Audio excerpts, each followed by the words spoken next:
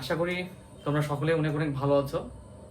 আজকের ভিডিওটার টপিকটাই হচ্ছে যে অনার্স প্রথম বর্ষের যারা 25-26 ব্যাচ তাদের গণিত বিভাগের বুক লিস্ট কিভাবে পড়াশোনা করতে হবে, প্রশ্নের প্যাটার্ন থেকে শুরু করে আমাদের যে তোমরা কোর্সে ভর্তি হয়েছে কোর্সটা কিভাবে কন্টিনিউ হবে সব ব্যাপারে আলোচনা চলবে ইনশাল্লাহ। তো তোমরা শুধু গণিত বিভাগ না, আমাদের একাডেমিতে রসায়ন পদার্থ বিভাগেরও প্রথম বর্ষের সকল কোর্স করতে পারবা এবং পাশাপাশি উদ্ভিদ বিজ্ঞান এবং প্রাণী বিজ্ঞানের কোর্সগুলো করতে পারবা, সেগুলো বিস্তারিত আসবে। তবে আজকের ভিডিওটা দেখলে তোমরা সকল বিভাগই উপকৃত হওয়া। তো কথা বেশি বৃদ্ধি না করে শুরু করে ফেলি। তো আজকের ভিডিওতে তোমরা পুরোটা দেখলে তোমাদের প্রথম বর্ষের প্রিপারেশন থেকে শুরু করে একদম ফাইনাল এক্সাম পর্যন্ত কিভাবে তোমরা চলতে বসতে পড়াশোনা করবা বা কিভাবে একটা ভালো প্রিপারেশন নিতে পারবা, কোন কোন ব্যাপারগুলো সমস্যা হয় সব ব্যাপারে জানতে পারবা। তো ভালো একটা শুরু দরকার, ভালো এন্ডিং যদি চাই আমরা সেক্ষেত্রে একটা ভালো শুরু দরকার, আর সেই শুরুটা করতেই আমরা হোম টিউটর ফিউটরে তোমাদেরকে সবসময় সাহায্য করবো। তো আজকে যেহেতু গণিত বিভাগ নিয়ে কথা বলবো না, প্রথম বর্ষের 25-26 ব্যাচ নিয়ে, তো তোমরা খুব বেশি দিন হয়নি তোমরা ভর্তি হয়েছো। অ্যান্ড তোমাদের গণিত বিভাগের মোট টোটাল সাবজেক্ট রয়েছে মেজর, নন মেজর, একটু বলি মেজর, নন মেজর অ্যান্ড হচ্ছে কম্পালসারি। ওকে, তো এই ব্যাপারগুলো নিয়ে আলোচনা করবো। তো আজকে আমরা কি কি টপিক নিয়ে আলোচনা করবো আজকে এই ভিডিওতে তোমাদের বুক লিস্ট পরে আমরা আলোচনা করব আমাদের কোর্সে ভর্তি হওয়া কিভাবে, বা হচ্ছে কেউ যদি পড়তে চায় সেক্ষেত্রে কোর্সে ভর্তি হবে কিভাবে বা কিভাবে আমাদের কোর্সটা কন্টিনিউ করব। 3 নম্বরে আমরা আলোচনা করব অ্যাসাইনমেন্ট নিয়ে, পুরো একটা প্যাকেজ থাকবে আজকের ভিডিওতে। 4 নাম্বার হচ্ছে ইন কোর্স এক্সাম, যেটা নিয়ে সকলেই দ্বিধাদ্বন্দ্বে থাকে যে ইন কোর্স এক্সামটা কিভাবে হয়। 5 নাম্বার হচ্ছে এক্সাম, যে আমরা প্রস্তুতিমূলক এক্সাম নেব সে ব্যাপারগুলো, এবং 6 নাম্বারে হচ্ছে ইটিসি। ঠিক আছে, আরো বিস্তারিত আলোচনা করবে বিভিন্ন বিষয়। তো তোমরা নোট করে ফেলতে পারো যে আজকের ভিডিওতে কি কি বিষয় আলোচনা হবে, একটু ধৈর্য ধরে দেখতে হবে। তো প্রথমে আসি বুক লিস্ট, রাইট? তোমাদের বইয়ের সম্পর্কে ধারণা থাকতে হবে। তো মেজর বই, মেজর বলতে কি বোঝাচ্ছে? মেজর বলে বোঝাচ্ছে তুমি গণিত ডিপার্টমেন্টে ভর্তি হয়েছো। মেজর বলতে কি বোঝাচ্ছে? মেজর বলতে বোঝাচ্ছে তুমি ম্যাথে ভর্তি হয়েছো, ম্যাথ ডিপার্টমেন্টে এই গণিত বিষয়ক ম্যাথ বিষয়ক যে বইগুলো সেগুলোকে মেজর বলা হচ্ছে। মেজর বিষয় কি কি তাহলে তোমাদের? 1 নাম্বার হচ্ছে ক্যালকুলাস 1, 2 নাম্বার হচ্ছে তোমাদের বই হচ্ছে fundamental of math, fundamental of math. Okay, 3 number হচ্ছে linear algebra, linear algebra and analytic geometry. Okay, এই 3টা সাবজেক্ট হচ্ছে তোমাদের মেজর। এখন একটা কথা বলি, তোমরা এই চাইলে এই 3টা সাবজেক্ট আমাদের কাছ থেকে পারচেজ করতে পারবা। নতুন বর্ষের বইগুলো আমাদের কাছে পারচেজ করতে পারবা। যারা পারচেজ করতে চাও বইগুলো 01737 351330 এই নাম্বারে হোয়াটসঅ্যাপ নক করতে পারবো। কোর্স নিতে গেলেও নক করতে হবে, সে বিস্তারিত আছে। এটা হলো মেজর বিষয়। ওকে, এখন নন মেজর বিষয় কোনগুলো? নন মেজর নোট করে ফেলো, এগুলো প্রয়োজন পড়বে পরবর্তীতে। অনেকেই জিজ্ঞাসা করবা তোমরা, ভাইয়া নন মেজর কি, মেজর কি? আমি তো দেখি যে আমার ভিডিও কন্টিনিউ হচ্ছে কিনা। ঠিক আছে, কারণ আমি নিজে ভিডিও অন করে নিজে সবকিছু কন্টিনিউ করতেছি প্রায় কয়েক বছর থেকে। তো দেখো নন মেজর, নন মেজর বিষয় কোনগুলো? নন মেজর বিষয়গুলো হচ্ছে 1 number physics 1, 2 number physics 2, 3 number chemistry 1। ওকে, কেমিস্ট্রি 1 তোমাকে সংক্ষেপে লিখতেছি। আরেকটা রয়েছে, অনেকে কেমিস্ট্রি 1 না নিলে স্ট্যাটিস্টিক্স নিতে পারে, যেটা পরিসংখ্যান। ওকে, এগুলোকে বলা হচ্ছে নন মেজর। নন মেজর ব্যাপারটা কি? তুমি তোমার ডিপার্টমেন্ট ভিত্তিক, যেমন তুমি ম্যাথ ডিপার্টমেন্টে পড়তেছো, বাট তুমি ম্যাথ ডিপার্টমেন্টের না সাবজেক্টের বাইরে যে বিষয়গুলো পড়তেছো অন্য ডিপার্টমেন্টে, যেমন ফিজিক্স, কেমিস্ট্রি বা স্ট্যাটিস্টিক্স, এগুলো হচ্ছে তোমার নন মেজর। ঠিক আছে, ফাইন। এখন আসো কম্পালসারি। মানে কম্পালসারি বলতে বোঝায় শুধু তোমাকে পড়তে হবে এরকম না, যতগুলো ডিপার্টমেন্ট রয়েছে অনার্সে সকল ডিপার্টমেন্টের বিষয়গুলো পড়তে হবে। একটা হচ্ছে আইসিটি এই মুহূর্তে, ঠিক আছে। 2 হচ্ছে হিস্টোরি। পরবর্তীতে হয়তো যদি কোনো বই যুক্ত হয়, এখনো বলে নাই, যুক্ত হলে সেটা জানাবো। তাহলে তোমাদের টোটাল কয়টা বই পড়তে হচ্ছে?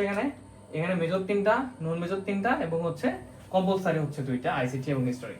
তাহলে টোটাল এই 6টা সাবজেক্ট, 8টা সাবজেক্টের উপরে তোমাদের গণিত বইয়ের প্রথম বর্ষের প্রিপারেশন। বাট পরবর্তীতে যদি সিলেবাস চেঞ্জ করে বা দেখা যাচ্ছে বই আরো নতুন যুক্ত করতে পারে, সেটা তোমাদের জানাই দেওয়া হবে। ওকে, ফাইন। তো এখন আসি, তো নোট করে ফেলো কি কি বই, ঠিক আছে। এখন আসি যে বই সম্পর্কে ধারণা পেলাম, নন মেজর কি, কম্পালসারি কি, এই ব্যাপারগুলো নিয়ে ধারণা পেয়ে গেছো। এখন আসি তোমরা এগুলো আমাদের কাছে কিভাবে পড়তে পারবা। কারণ প্রথমত আমার হোম টিউটর একাডেমির কাজটাই হচ্ছে স্টুডেন্টদেরকে একটু ভালো গাইডলাইনের পাশাপাশি ভালোভাবে পড়ানো। সো এখন আমরা দেখবো যে তোমরা কিভাবে পড়তে পারো, এরপরে বাকি যে টপিকগুলো নিয়ে আলোচনা করো সেগুলো। তো তোমরা মাত্র প্রতি বিষয় 410 টাকা ফি দিয়ে 410 টাকা ফি দিয়ে এক্সাম পর্যন্ত পড়তে পারবা, ঠিক আছে, পার সাবজেক্ট প্রতি বিষয়। এত কম ফি দিয়ে হয়তো এত ভালো সেবা দেওয়া সম্ভব হতো না যদি তোমরা স্টুডেন্টরা বেশি আমাদের কাছে ভর্তি না হতা। তোমরা আমাদের খুব ভালো পরিমাণে স্টুডেন্ট ভর্তি হতো, আমি কম রাখার ট্রাই করছি সবসময়। তাহলে তোমাদের এখানে আসবে 8টা সাবজেক্টে টোটাল 3280 টাকা। যদি কেউ ভর্তি হয় 8টা সাবজেক্টে তাদের জন্য একটা ডিসকাউন্ট প্যাকেজ করে দিলাম 3000 টাকা। ওকে, ডিসকাউন্ট প্যাকেজ কি 3000 টাকা প্যাকেজ অফার। 8টা সাবজেক্ট ভর্তি হলে আরো কমাই দিলাম 3000 টাকা। আচ্ছা, এটা কোর্সের ডিটেইলস গেলাম। ভর্তি হবে কিভাবে, 01767351308 এই নাম্বার হোয়াটসঅ্যাপে নক দিয়ে তোমরা কোন ইয়ার কোন ডিপার্টমেন্টে পড়তেছো, যে কোনো ডিপার্টমেন্টে ভর্তি হতে পারবা, জানাই দেবো, ভর্তি করে নেবে, ঠিক আছে। বা পেজও মেসেজ দিতে পারো। তাহলে আমরা দ্বিতীয় টপিকে যাই। এটা ছিল আমাদের কোর্সের অ্যাডভাইস সরি কি বলে ভুলে গেলাম, কোর্সের অ্যাড। আচ্ছা, এখন আসি তোমাদের কলেজে এখন পরবর্তী স্টেপগুলো কি কি। তোমাদের কলেজে যেটা করতে হবে, যে অ্যাসাইনমেন্ট জমা দিতে হবে, অ্যাসাইনমেন্ট, ঠিক আছে। তো এই অ্যাসাইনমেন্টের ব্যাপারটা কি, ধরো তোমাদের কলেজের ব্যাপারটা কলেজে বুঝাই দিবে। আমার কাছে যারা পড়বা, ধরো চ্যাপ্টার 1 শেষ করলা, ঠিক আছে, একটা সাবজেক্ট যারা পড়তেছে চ্যাপ্টার 1 শেষ করলা। চ্যাপ্টার 1 শেষ করার সাথে সাথে এই চ্যাপ্টারে যতগুলো ম্যাথ করানো হয়েছে বা তোমাদের সাজেশন দেওয়া হবে, সেই সাজেশনের ভিত্তিক যতগুলো ম্যাথ করানো হবে সবগুলো নোট করে ফেলবা এবং ক্লাস ভিত্তিক ওই চ্যাপ্টার শেষ করে সেই নোটগুলো আমাদের প্রাইভেট অ্যাসাইনমেন্ট গ্রুপে তোমরা জমা দিয়ে ফেলবা। ওকে ফাইন, এটা হচ্ছে অ্যাসাইনমেন্টের কাহিনী। পরবর্তীতে আরো বিস্তারিত আলোচনা করা যাবে। কলেজে তোমাদের এইভাবে অ্যাসাইনমেন্ট দিবে, স্যাররা বলে দেবে তোমরা এই প্রশ্নগুলো বা এই চ্যাপ্টারের উপরে এই ম্যাথগুলো করে ফেলো, এইভাবে করে ফেলো, এগুলো হচ্ছে অ্যাসাইনমেন্ট জমা দিতে হবে, ঠিক আছে। আমাদের একাডেমিতেও সেমভাবে জমা দিতে হবে। আর পরবর্তীতে আসি নেক্সট, যেটা আমাদের টপিক, যেটা হচ্ছে আমাদের কোর্সটা কিভাবে তোমরা কন্টিনিউ করবো আমরা সে বিষয়ে কথা বলবো। এবং তার আগে ইনকোর্স যে বিষয় রয়েছে, তোমাদের ইনকোর্স বিষয়ে কিছু কথা বলি। তারপর তোমাদের প্রশ্নের প্যাটার্ন এগুলো আলোচনা। ইনকোর্স হচ্ছে দুইটা হয়, কয়টা, দুইটা। আরেকটা হয় টেস্ট পরীক্ষা।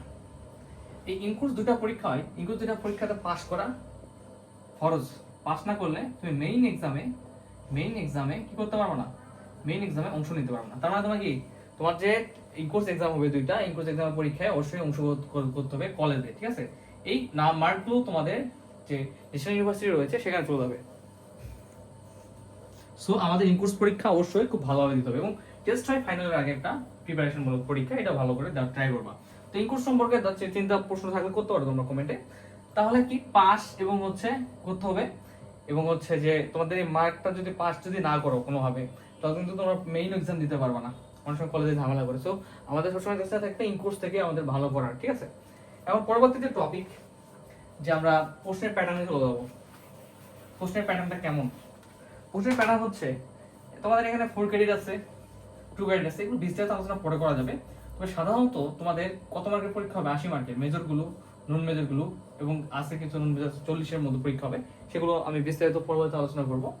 তো দেখো 80 মার্কের পরীক্ষা হবে এবং কোশ্চেন থাকবে কয়টা, 12টার মধ্যে কিছু কিছু সাবজেক্ট রয়েছে যেগুলো 80 মার্কের হবে না, ঠিক আছে। যেগুলো দেখা যাবে যে 40 মার্কের প্রশ্ন অ্যান্সার করতে হবে, সেগুলো নিয়ে পরবর্তীতে কথা বলবো। তা সাধারণত তোমাদের যদি জাস্ট 80 মার্কের যে পরীক্ষাগুলো হবে সেটা একটু প্রশ্ন প্যাটার্ন বলে দিই। তো 12টা প্রশ্ন, 12টার মধ্যে তোমাকে অ্যান্সার করতে হবে কয়টা, 8টা প্রশ্ন অ্যান্সার করতে হবে।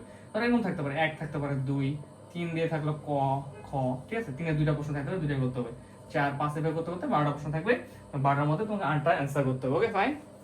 তো এই ছিল আমাদের প্রশ্নের প্যাটার্ন, খুব সহজ প্যাটার্ন। আর যেগুলো কম মার্কের প্রশ্ন হবে পরীক্ষা হবে সেগুলো সেভাবে তোমাদের প্রশ্নের মার্কের সাথে সাথে প্রশ্নের পরিমাণটাও কমে আসবে। এখন আমরা যারা কোর্সটা কিভাবে কন্টিনিউ করব বা তোমরা কিভাবে করবে, যখন কোর্সটাই আমরা ক্লাস নিব, প্রতিটা লেকচার ওয়াইজ তোমরা নোট করবা এবং নোট করা শেষে চ্যাপ্টার ওয়াইজ অ্যাসাইনমেন্ট জমা দিতে হবে এবং চ্যাপ্টার শেষে তোমাদের একটা করে এক্সাম কোশ্চেন দেওয়া থাকবে, চ্যাপ্টার শেষ করে তোমরা সেটা এক্সাম দিয়ে ফেলবা। এবং পাশাপাশি তোমাদের যে কাজটা করা হবে, যে প্রতিনিয়ত দেখা হবে যে কে কেমন পড়াশোনা করতেছে সেটা তো মাসবে, এবং এক্সাম দিয়ে ফেলবা। এন্ড হচ্ছে আমরা কি করবো, এই চ্যাপ্টার ওয়াইজ আবার তোমাদের সাজেশন দেবো যে পরীক্ষায় কোনগুলো আসতে পারে, এখন থেকে আমরা সাজেশন দেওয়া শুরু করবো। ইনশাআল্লাহ আরো বিস্তারিত ভর্তি হলে দেখতে পারবা, ধীরে ধীরে শুরু হবে। তো এই ছিল। এন্ড তোমরা সময় পাবা কোর্সটা শেষ করতে মোটামুটি 10 মাসের মতো, 10 মাস, ঠিক আছে? সো খুব সিরিয়াস পড়াশোনা করতে হবে, 8টা সাবজেক্ট 10 মাস। তো এই ছিল আমাদের নতুন প্রথম বর্ষ ম্যাথ ডিপার্টমেন্ট গণিত বিষয়ে নিয়ে বিশেষ আলোচনা। তোমরা আরো প্রশ্ন থাকলে করতে পারো, যারা কোর্সেন করছো তাদেরকে অনেক ধন্যবাদ, যারা এখনো করো নাই 8টা সাবজেক্টের প্যাকেজ 3000 টাকায় ভর্তি হতে পারো খুব শীঘ্রই, অথবা পার সাবজেক্ট তোমরা 410 টাকা ভর্তি হতে পারো। এন্ড আই হোপ যে তোমার ভালো কিছু হবে ইনশাআল্লাহ। আর কোনো প্রশ্ন থাকলে করতে পারো, পরবর্তী ভিডিওতে আরো অন্য ডিপার্টমেন্টে ভিডিও তৈরি করা হবে। এন্ড তোমাদের যদি আর কোনো বিষয় জানতে চাও, এটাই হচ্ছে তোমাদের সেই ভিডিও যেটার মাধ্যমে তোমরা জিজ্ঞাসা করবে, আমি ভিডিও বানিয়ে তোমাদেরকে পরবর্তী পোস্ট করবো। তো পেইড বেসের আনুষ্ঠানিকতা আমাদের এই ভিডিওর মাধ্যমে শুরু হলো। এন্ড ধন্যবাদ সবাইকে আমাদের গণিত ডিপার্টমেন্টের হোম টিউটর হিসেবে আস্থা রাখার জন্য। আসসালামু আলাইকুম, অল দ্য বেস্ট।